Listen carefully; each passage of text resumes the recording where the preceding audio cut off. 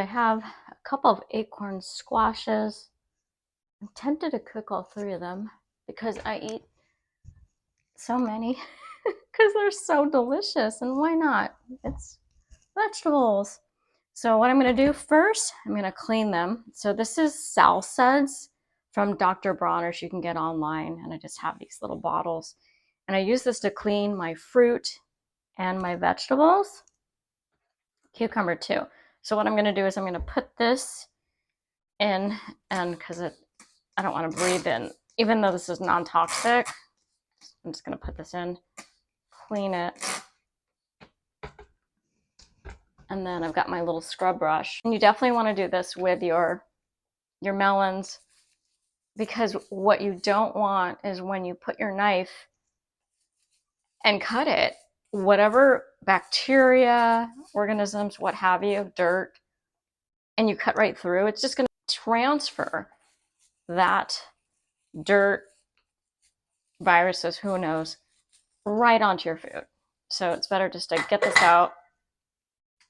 So I'm going to do this with each of them. And then I'm going to cut it on my brand new wood cutting board because I don't want to eat microplastics. So if I'm cutting food on a cutting board, I'm actually eating microplastics because it gets transferred into my food and then into my mouth. So that's not good. I like this. This is going to be my first piece that I'm going to bake. And then as I cut, I'm going to remove all these delicious seeds. Now you can eat these. You can just remove the pulp and you rinse them, and then you can add a little bit of salt, and then you can eat them too if you want. And I like big chunks. You can do thin chunks. It's up to you. So I like big, thick pieces. And then I'm going to just cut it halfway. Oh, I should have cut the bottom part off first. So I keep this part, and this part I get rid of. And this takes a lot of shoulder work. So it's not the easiest thing. It is a bit challenging. You can get squash that's pre-cut up, but then you're losing nutrients, and then you're risking more bacteria into your food because it's been sitting there a while. This one's a lot harder than the other one. I think it's because I didn't start further out. And it could be because this knife is just a little bit dull. And just remove these. And then you can just leave it like this. You can do it into chunks like this. This one's really hard. And there you go. And just put it on your parchment-lined baking sheet. My husband cut up the rest of the squash for me. We used all three.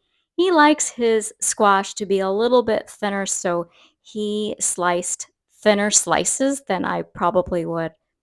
Bake at 350 degrees for about an hour until soft. We baked cauliflower, tofu, mushrooms, and spaghetti squash with it for a full meal later tonight. Here's what the cooked spaghetti squash and mushrooms and veggies look like when they're all done. Taste the squash to make sure it's soft enough. The more you cook it, the sweeter it will be. And it's good to get more than one because one might not be that sweet and another might be very sweet. So it's kind of nice to have a combination. Don't eat the skin, it's not tasty. After the squash is cooked to your liking, add cinnamon on top, brushing this spice into the squash.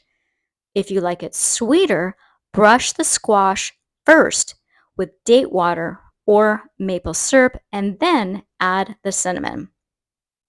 This is the end piece. You can peel the skin off or cut it off.